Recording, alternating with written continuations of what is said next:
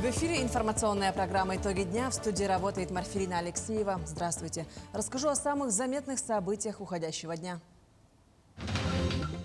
Ледоход на реке Лена приближается к границам Якутии. Река продвинулась на 12 километров. Озвучим прогнозы. В Москве продолжается третий международный антифашистский конгресс. В прямом включении с места событий узнаем об основных направлениях мероприятия. 11 крупным природным алмазам присвоили имена героев России из Якутии. Когда и где можно увидеть подлинные драгоценные камни? Жители квартала Северный в Якутске борются с наплывом талых вод и бездорожьем. Расскажем о проблеме. Празднование 1 мая охватит 75 тысяч жителей Якутии. Какие мероприятия состоятся завтра в Якутске и районах республики? Подготовительные мероприятия по обеспечению безопасного пропуска весеннего половодья в Якутии вышли на финальную стадию. Две оперативные группы работают в Ленском и Алданском районах. Основная цель специалистов – координация действий органов МЧС, проведение первоочередных противопаводковых мероприятий, ликвидация возможных ледовых заторов и минимизация последствий стихийных бедствий. В целом подготовка к пропуску весеннего половодья идет в штатном режиме. Ледоход на реке Лена приближается к границам Якутии. Активное движение льда сейчас наблюдается на территории Иркутской области. По реке Лена, Алдан и Амга на сегодняшний день наблюдается суточный рост уровня воды от 5 до 15 сантиметров. На реках севера и северо-востока преобладает еще пока зимний режим. На сегодняшний день спланирована работа 9 межведомственных оперативных групп комиссии по чрезвычайным ситуациям Республики Саха-Якутия под руководством должностных лиц Главного управления МЧС России по Республике Саха-Якутия в составе 110 человек и 23 единиц техники. Вскрытие рек на территории Якутии произойдет на 3-4 дня раньше нормы, исходя из прогнозов гидрометеорологии. Так, ледоход на реке Лена в пределах Ленского района ожидается в первой декаде мая. За последние сутки река продвинулась на 12 километров. Расстояние до границы республики – 338 километров. Вскрытие льда на таких реках, как Алдан, Амга и Вилюй, также пройдет раньше нормы на 5-6 дней. На северных ожидается ближе к концу мая. Для наблюдения за малейшими изменениями в подвижках льда используются спутники. Всего запланировано задействовать 18 воздушных судов гражданской авиации и 2 воздушных судна МЧС России. Общая группировка сил и средств Якутской территориальной подсистемы РСЧС составляет более 17 тысяч человек и 3000 единиц техники, 526 единиц плавсредств. В целом подготовка к пропуску весеннего половодья идет в штатном режиме.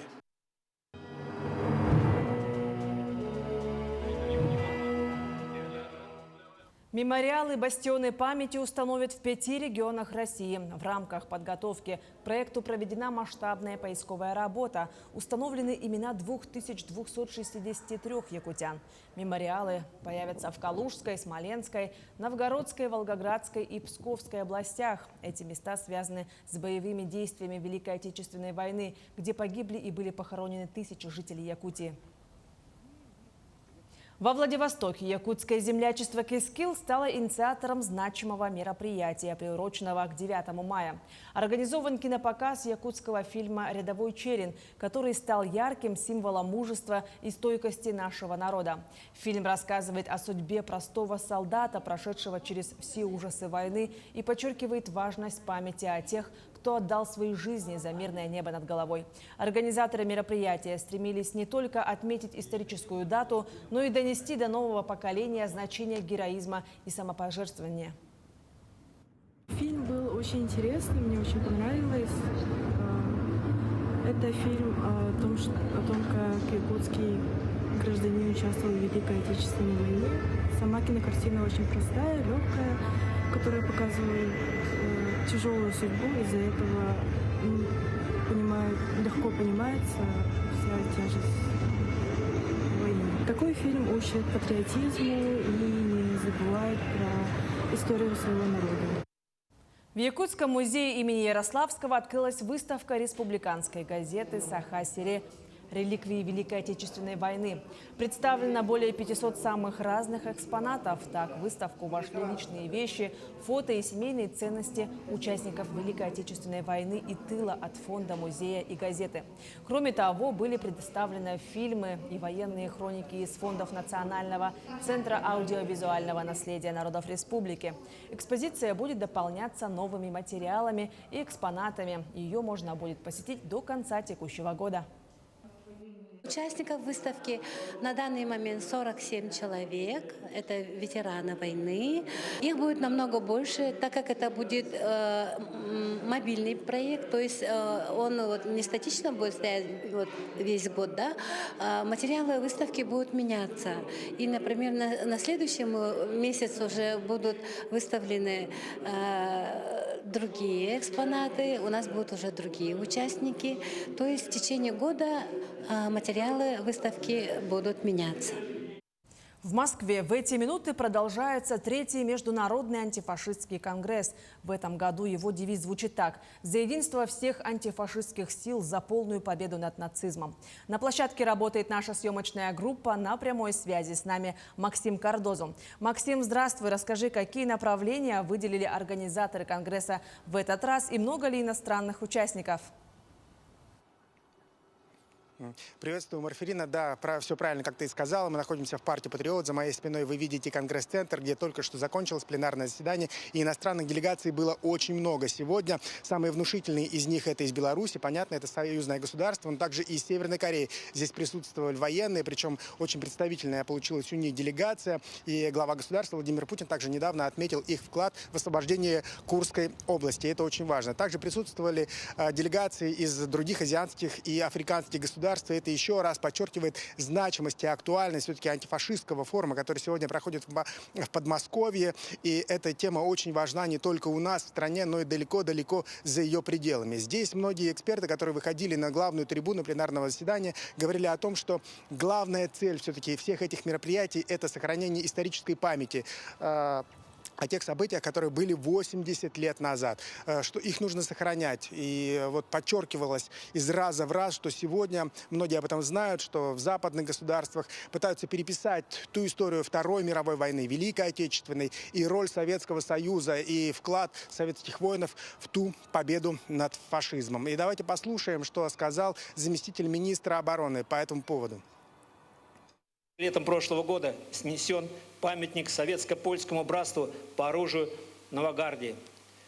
Это при том, что на польской земле полегло 600 тысяч советских воинов. И только победа над фашизмом позволила сохранить Польшу как государство.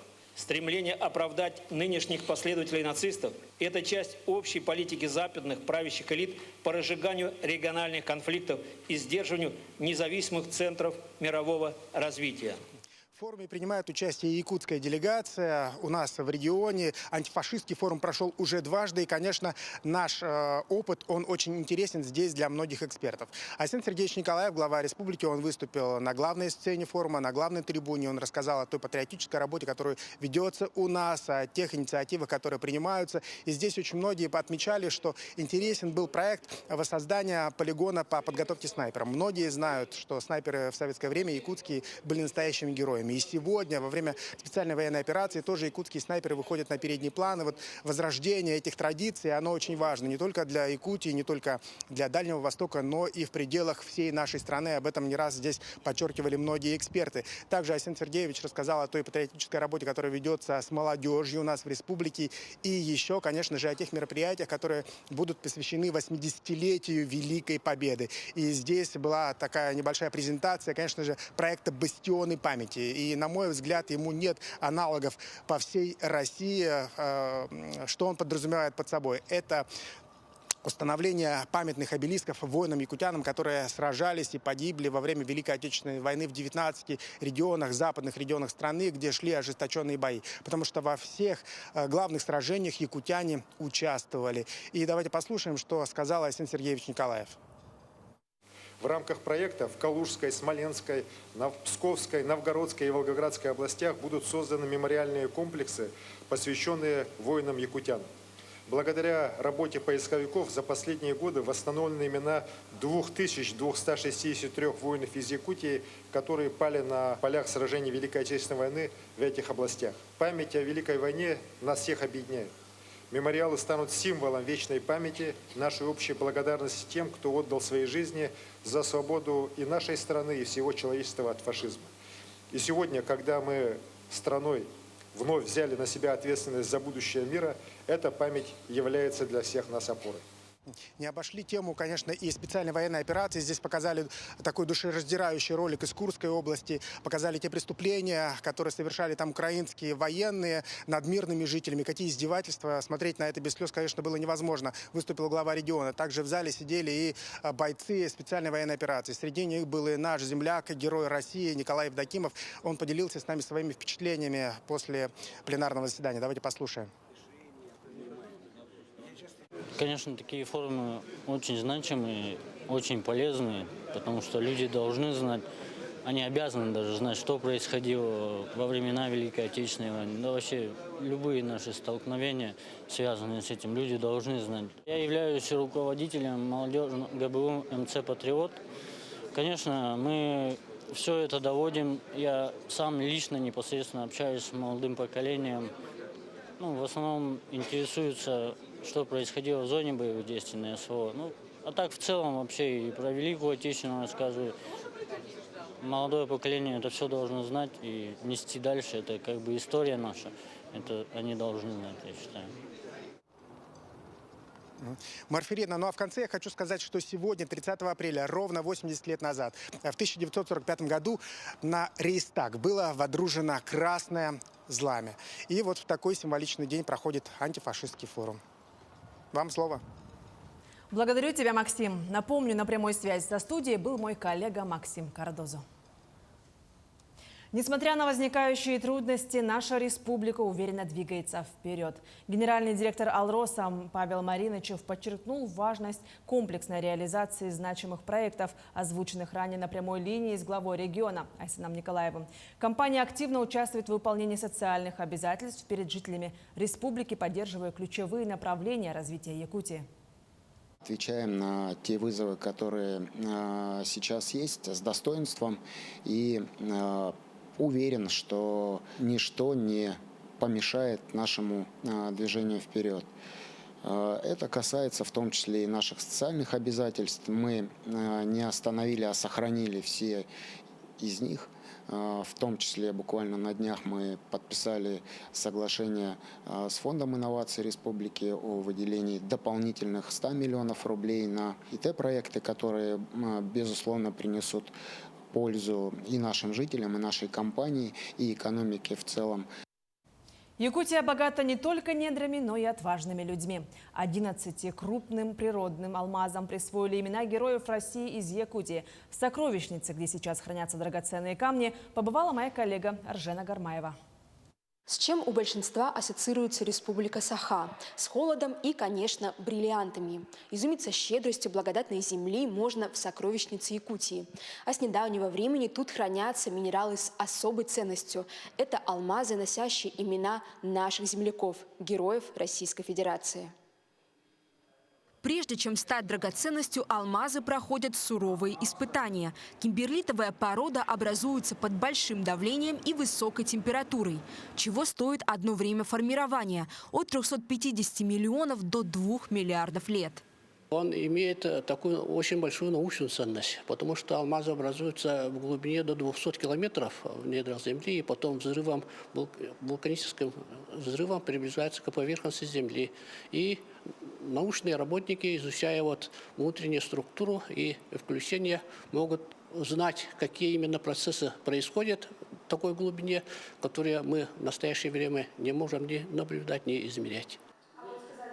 Потому нет ни одной породы, что тверже и крепче короля камней.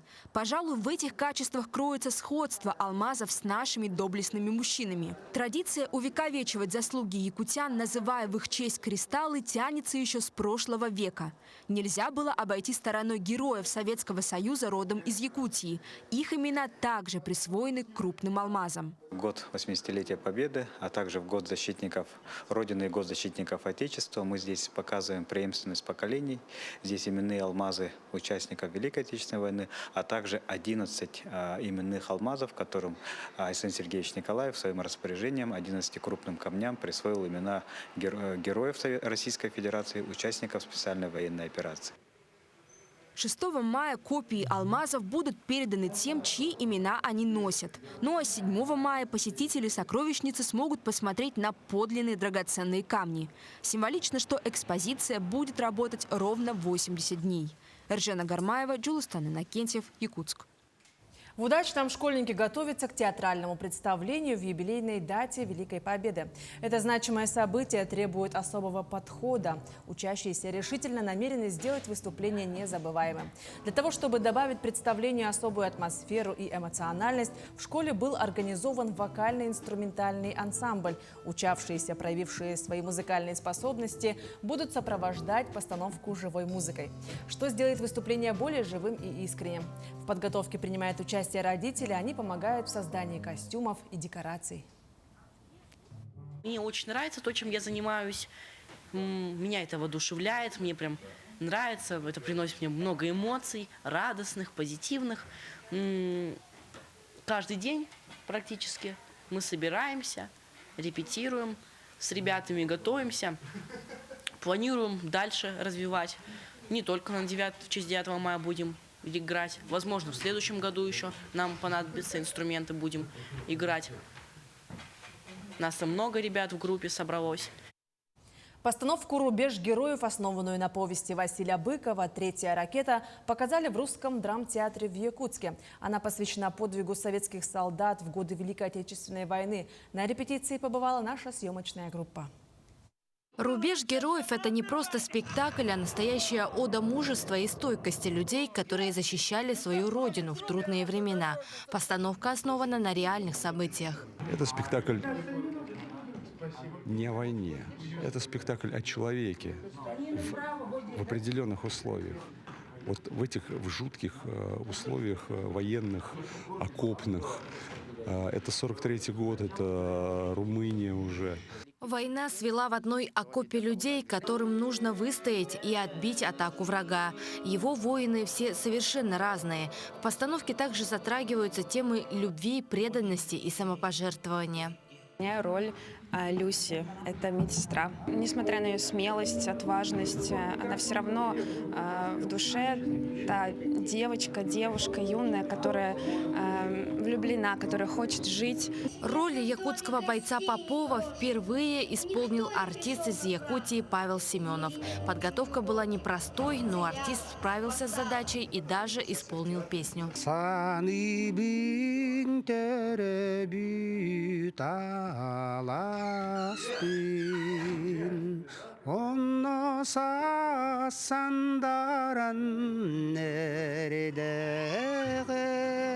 До Павла Семенова в постановке еще никто не пел. Спектакль был поставлен в 2021 году. Ранее роль якутского бойца исполнял Александр Манохин. Этот обмен опытом стал важным шагом к созданию более гармоничной постановки. Очень важно, работая на сцене, играя этого персонажа, иметь зрительные образы вот этого родного дома. Теперь я имею возможность все это наблюдать и присваивать. Переговоры о сотрудничестве двух театров велись на протяжении 4 лет. Спектакль стал важным событием, особенно в нынешние времена, когда подвиги героев ВОВ находят отклик в современности. Наше поколение сейчас должно донести. Вот чтобы истории сохранились, и историю чтобы не переписывали. Страна должна помнить свою историю, свои победы, своих героев должна помнить. Премьера «Рубежа героев» стала не только культурным событием, но и важным моментом для объединения общества вокруг значимых исторических тем. Даяна Федорова, Станислав Потапов, Якутск. К другим темам. Сегодня свой профессиональный праздник отмечают работники пожарной охраны. В Якутске в честь даты установили сооружение в виде пожарной машины. Подробности далее. В этом году пожарной охране исполнилось 376 лет со дня основания первой регулярной группы по надзору и тушению пожаров. С того момента пожарные уже стали регулярной службой по всей стране. Они постоянно наготове в случае возникновения чрезвычайных ситуаций. Рискуя своим здоровьем и даже жизнью, они спасают чужие. Сложно в том, что физические нагрузки бывают сильные, дежурим сутками, внезапные вызовы бывают. Затяжные пожары бывают по 5 часов. Минусовая температура, либо летом слишком жарко. Во всем мире, конечно, пожарные нужны. Как говорится, мы первые приходим на помощь. В Якутске в честь Дня пожарных возле 6-й пожарно-спасательной части был установлен постамент в виде пожарной машины. Кроме того, были отмечены и награждены знаками и грамотами наиболее отличившиеся сотрудники пожарных служб.